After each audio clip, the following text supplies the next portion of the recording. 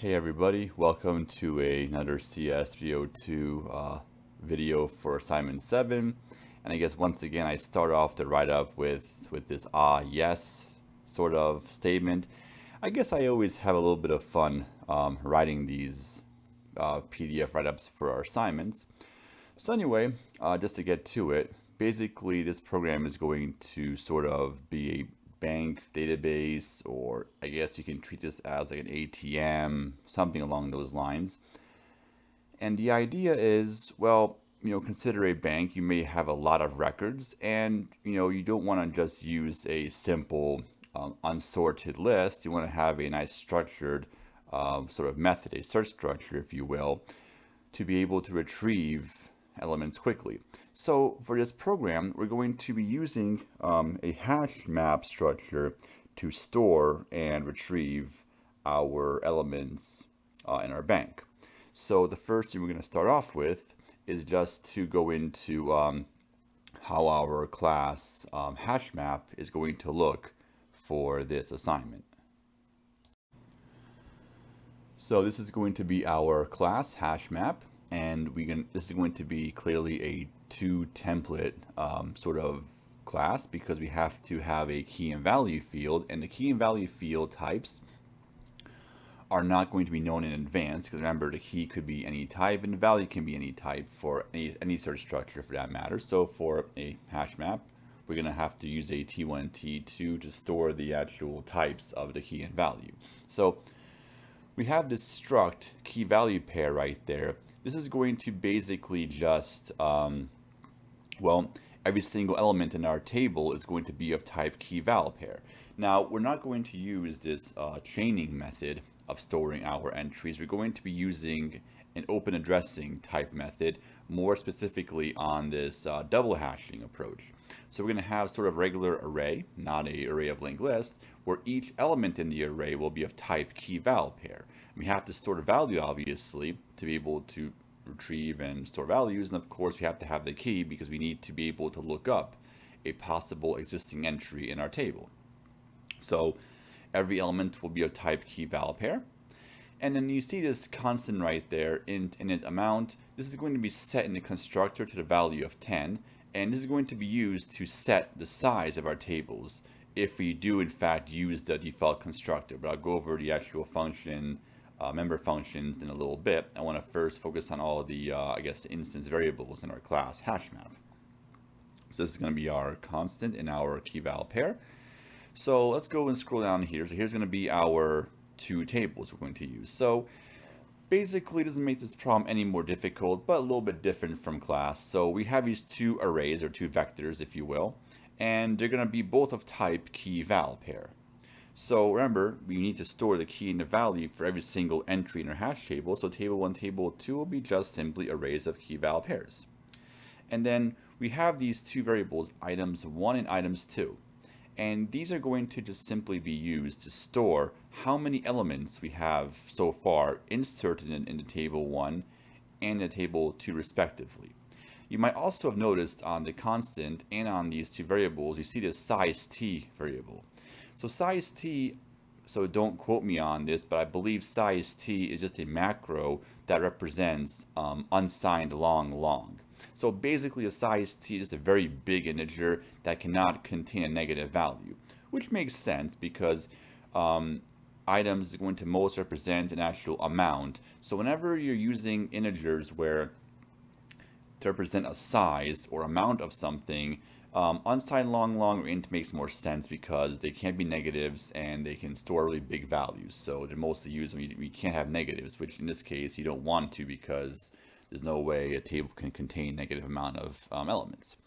So this was basically just the overall view of these instance variables in our hash map. Now let's go over our public and private member functions in this class. Okay, so let's go through our functions in our class. So here's going to be our constructor right here. So the constructor, of course, you have to include that template class T1, comma class T2 above every single function implementation in your class. Just like for assignment 1, you have to basically include this line right there above every function implementation. I didn't put it here into the PDF, but just letting you know right there. And this is actually how you would actually assign a default value, or sorry, assign a value to your constant. So you notice over here, I guess the mouse cursor, I can't get it to really appear here on this, but you look at this hash map t1 comma t2 colon colon hash map, and you see this colon init amount. That would be in that sort of function heading. Of course, then you would put your curly bracket after this init amount 10. So this is a way to initialize a constant within a class like this. So you set an amount to be 10. In this constructor, simply all it's going to do is going to set table1, table2 size with the value of an amount, or in this case, to 10. So you would simply just say table1.resize, pass an init amount, table2.resize, pass an init amount. And of course, you set items 1 and items 2 both to be 0 because there's something in our tables, obviously. And then, of course, you want to set every element of table 1 and table 2 to have their key and value contained. So I can't really get this cursor. I'm going to try to see if I can highlight this. I think it shows up, yes. So right there. So T1, left and right parentheses, is going to basically just create a default value. So you would say table 1 at position, I dot key equals that T1 left and right paren. Same thing for table 1, I dot value equals T2 parentheses. And of course, you do it for every element of both tables. This will assign default values to the key and to the value. It's very important for the key because you want to know if this entry has a blank key or there is something there. So if it's blank, that means there was no actual element stored in that element in your table. So just make sure about that. Your other constructor you have will do the exact same work. I guess we could also set this init amount to be 10 as well. Just why not? But basically, in this constructor, you do the same work except you're going to basically set table 1 and table 2 size to be this init cap, in the initial capacity. So you want to set it to this value instead of to the constant. So really, the only difference is you say table1.resize with this init cap and table2.resize init cap. That's all you would really just do, actually. So, and then the same code will be applied on this constructor as well. So those were kind of the more or less simple functions. So I'm going to go ahead and talk about this operator bracket, resize, and I guess the hash functions aren't too complicated, but let's go ahead and just now discuss the operator bracket function. So here is the mighty operator bracket function. This is where you're going to have quite a bit of work. Well, I mean, I think in this structure, since it's not a very complicated hash map, and also we can use vectors in our class, it won't be too complicated, but still most of the actual real work happens in this bracket operator. So I kind of laid out what you have to do in this function. So of course, remember, you pass in this T1 key. So the first thing you're going to check is a load factor of table 1 and table 2.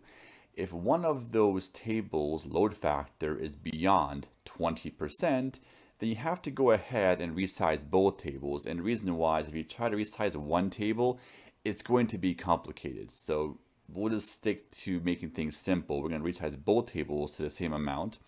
So what happens is you first have if statement that checks. And then if, let's say, one of the two tables load factors is beyond 20%, then just call this resize function, pass in table 1 or table 2 dot size times 2, which is going to tell resize function to double the size. So whatever size you pass into this function is the amount you're going to resize table 1, table 2 to. So for example, if table 1 contains the value, has 10 elements in it, this is going to pass the value 20 into resize. So you want to size table 1 and table 2 both to be 20. So that's all you would do first.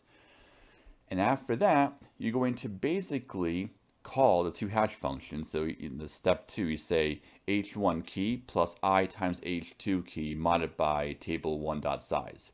So I is going to be, of course, your collision counter. So it's going to be 0 initially. So you're going to have essentially h1 key. So you go to that index. So this h1 key plus I times h2 key mod table size, that's going to be the index of table 1 we're going to go to. If that position, now of course you have to verify, if in that position the key is blank, then you have to create the new entry in this position. So I sort of showed examples in class as to how you would do this, so I'll let you figure out the code to do this. We have to basically insert this key into that position. Also, you want to increment items one counter by 1, because you in fact did insert new element into this into table 1. Now also, when you go ahead and check this h1 key plus I times h2 key mod table 1 dot size, at that position there could be a matching key. If there is, well then simply return the value field of that element, and that's it.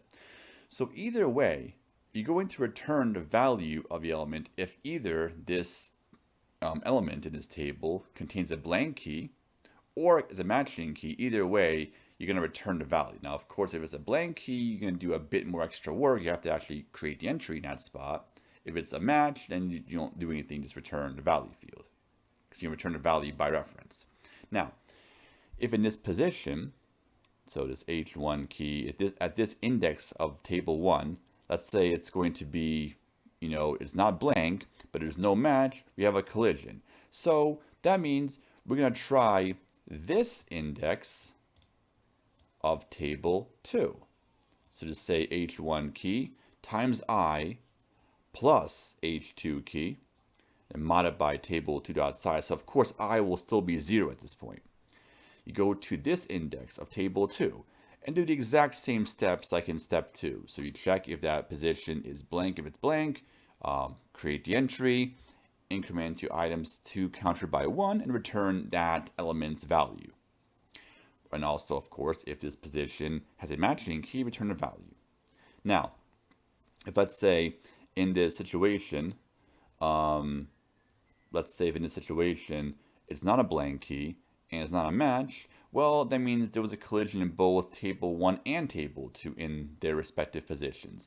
So then you would increment your I counter by 1 and go back to, I think there's a typo here. Go back to step 2. So I'm going to fix this typo when the PDF is posted, but go back to step 2 actually, because step 1 you only do it one time actually. So after you resize your table, you have to keep resizing. Although if you were to go back to step 1, it wouldn't really even matter at all, because it obviously wouldn't resize again. You just resize, so it wouldn't have to worry about that. But I would say step 2 we should go to, and try again. But this time I will be 1, so it's going to map to a different position. And you just keep doing this loop until finally either you find a blank spot or until you find a match.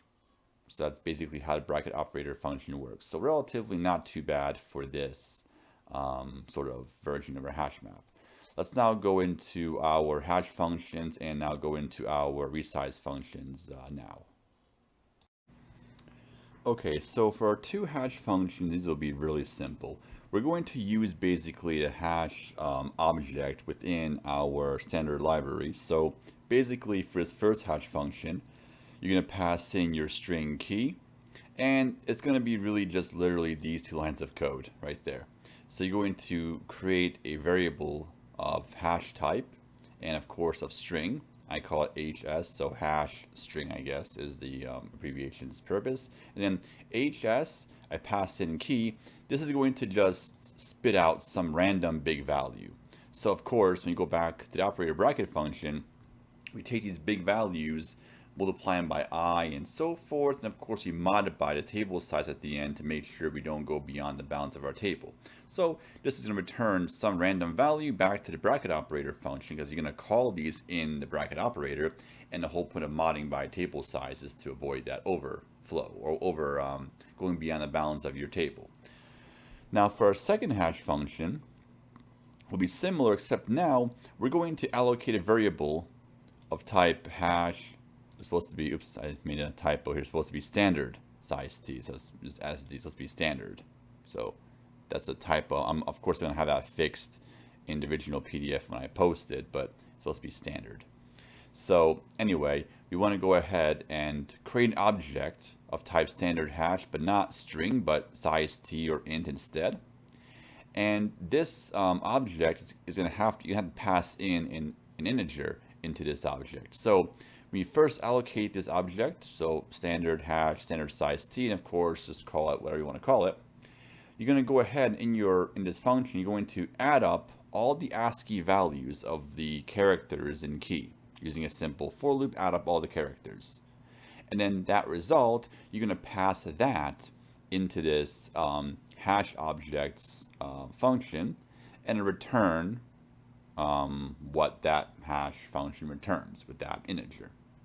So that's basically all you're going to have to do for your second hash function. So both relatively simple, just use the kind of built-in hash functions.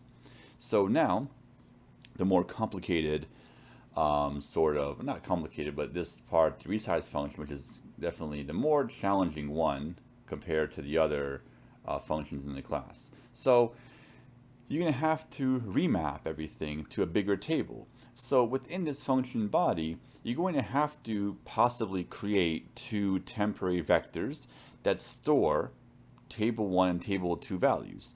Now, of course, you're using a vector, so you can just actually use a copy constructor for that vector type or a assignment operator to copy table 1, table 2 into two temporary tables or two temporary vectors.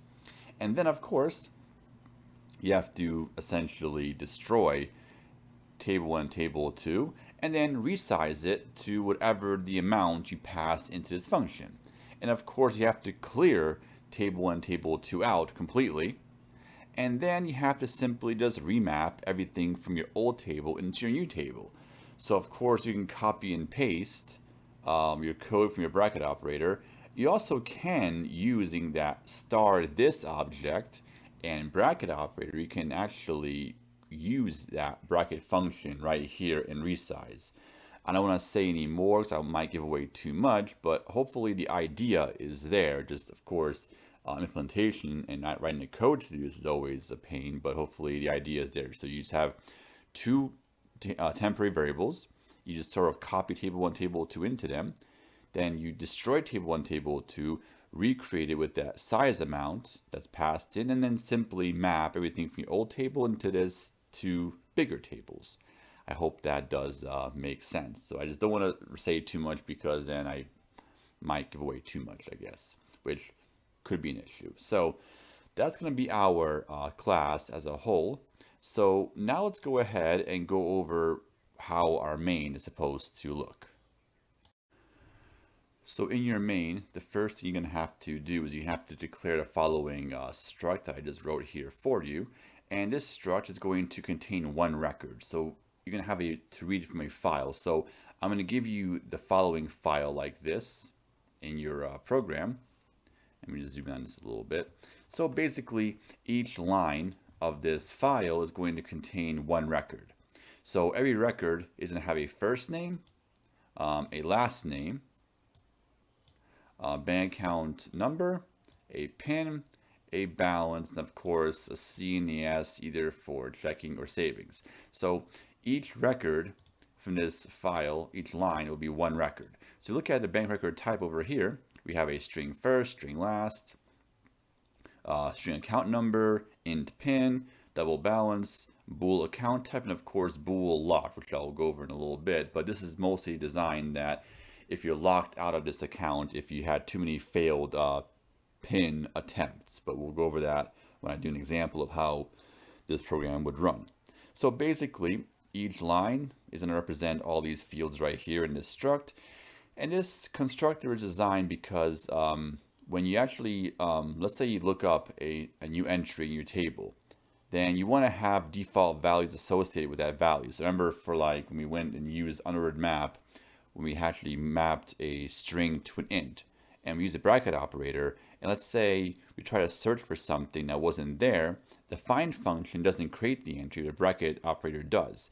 But if the value field was set to a 0 or some default value, that gave you a clue as to, okay, nothing was found there. Now, of course, the only issue with that is if, let's say, 0 represents some kind of value, then it could be a problem. But in this program, if let's say you retrieve a record that contains a blank first name, you can basically guarantee that that means that it was a failed search, because if you found an existing element, then it has to be either a first or last, has to contain some valid string. So this constructor basically just sets a blank string for both first and last like that. So that's going to be your bank record type like that. You have to read in each of these one by one and insert them into your hash sort of map. In your hash map, I think I have it written down over here somewhere, right here. So here's the mouse cursor right there. You're going to have to declare an object. I call it accounts, but of course, call it whatever you want to call it. But it's going to be a hash map where you're going to use a string to bank record type mapping, where the string is going to be the account number. That'll be the search type, and it's going to retrieve an entire record. And of course, if that record contains, a first name or an account number or something, that means you know that it's a successful search. If it returns an object whose first or last or account number, whatever, are blank strings, then you know it meant it was a failed search. So I also have the step-by-step of what your main has to do. It's a very a very CS135 type of program actually. But I'll go ahead and I'll sort of run it here on my terminal so you can see how this program is supposed to work. So let's go ahead and just run this actually on my terminal. All right, so let's go ahead and just sort of compile and run my program right here. So I have maybe a different I also have like my output. I also provide here my PDF as well. So I'll just move this out of the way for a second. I provide some output here as well, but I'm gonna go ahead and do a different output here just to be different, I guess, just so you can see in this video. So of course I'm gonna compile my program. So I have my main called main.cpp, and I have an actual hash map .h file, which is included in my main. So I can just compile as one file by itself, and it will compile and link everything together. I'm gonna go ahead and just run everything. So the bank file that's gonna be provided for you will be just bank_data.txt. And basically, remember, it's just gonna read everything from that file one by one, and it's gonna insert them one by one into my hash map. Okay, so we're gonna go ahead and just try to pick sort of an account to look up. So let me just sort of have my txt file here on the other screen. Let's see, which one should I go with? Yeah, let's go with this name. So I'm going to go ahead and I'm going to copy this, this account. So this will be my first account I'm going to look up. I hit enter, and it found the account. So, okay, now it's going to go ahead and verify the PIN. So the PIN on this account is going to be 7053 is the PIN. So that's the account associated with this account number. And of course, I first entered the number, then the PIN, and the PIN matched. So we have this, and just outputs the account basically. So now I can go ahead and I can withdraw, or I can deposit. So I'm going to go ahead and just deposit for now. I'm going to just type in the capital D, and of course that means deposit.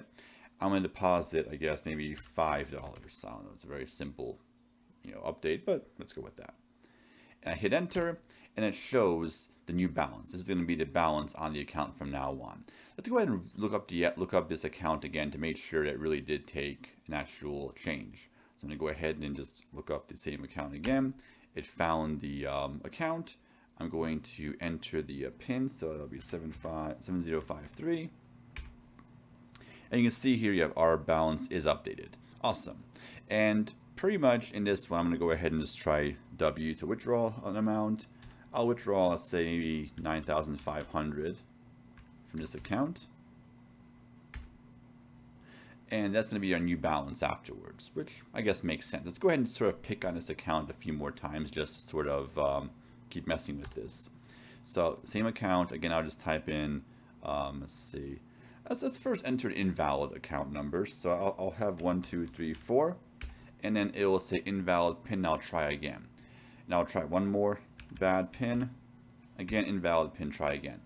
So I'll show an example of this in a second, but the idea is if you have 3 failed PINs, it's going to lock the account. So for that lock field for this struct, you want to set it to true after 3 failed attempts, which means that this account is now locked and you won't be able to access this account ever again. But I'll show an example of when that actually does happen. Let's go ahead and just on our third attempt, let's make sure to enter the correct PIN.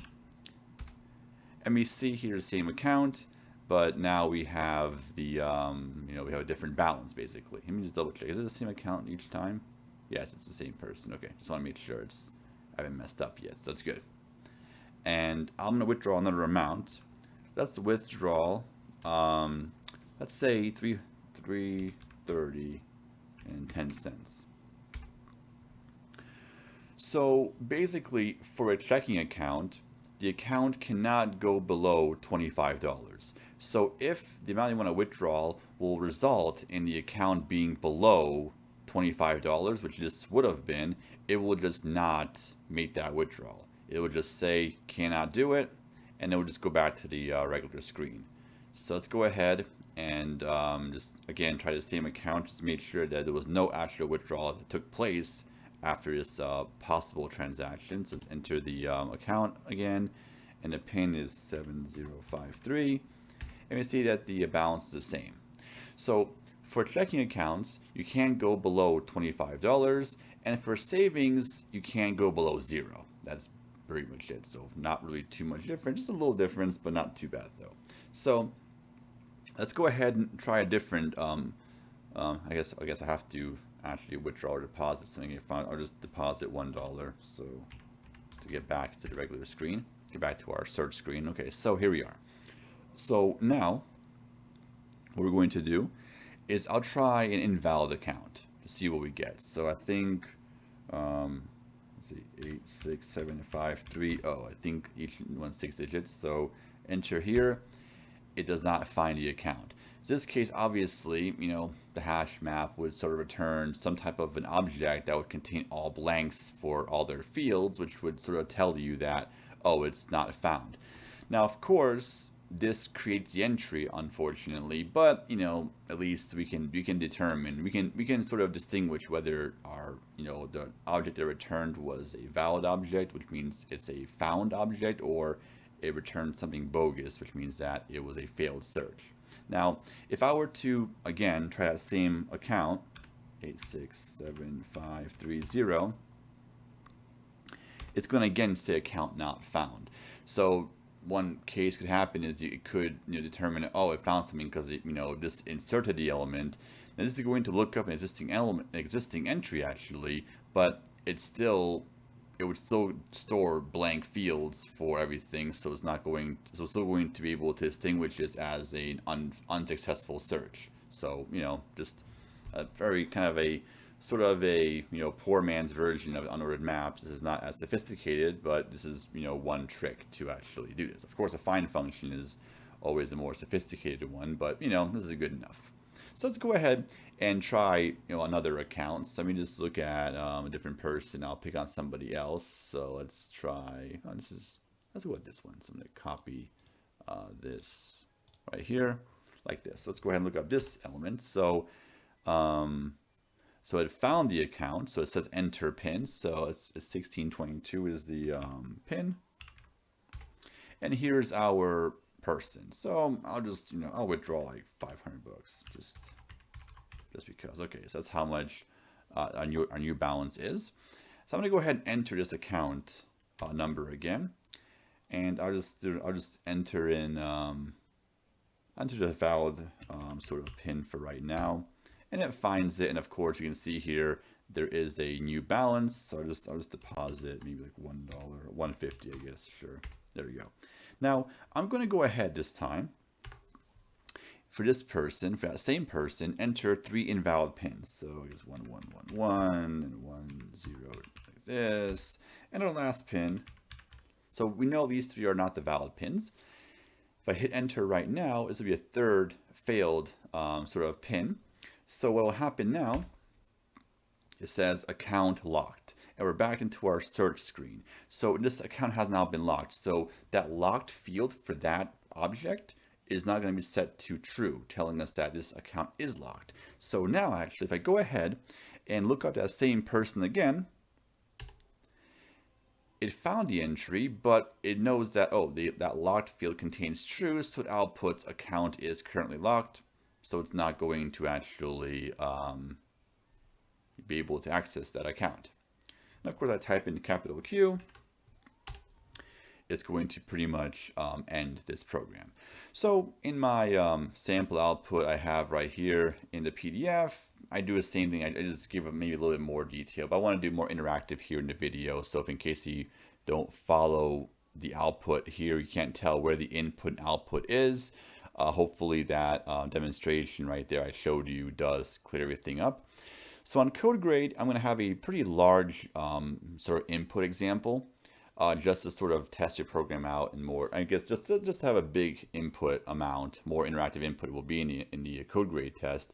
Now, in a code grade auto test, I only have just one auto test for this program. And the reason why is because, well, there's no real edge case in this program at all. So there's no point having a small test, big test, because there's no edge case, to be honest. So there'll be only one auto test, which will be worth the entire 30% of the rubric. Now, of course, if for some reason you couldn't get one thing to work out, of course you can submit the code grade before the due date and check the errors. And of course, if you misspelled something, just go back to your program, fix that misspell, re-upload it, run it again. So there's no reason why you should lose points for that. But of course, if that happened, you can let myself or the grader know, and we could of course update your points manually on code grade. If let's say the error was like you missed one tiny thing, but then I would wonder why didn't you just resubmit, fix that little problem and submit it again to avoid that from happening. But anyway, that happens, we'll take care of it. So that's basically the end of this video with this assignments. Hopefully this video did help you with the assignments. So I guess happy coding. Take care guys, stay safe, and till next time.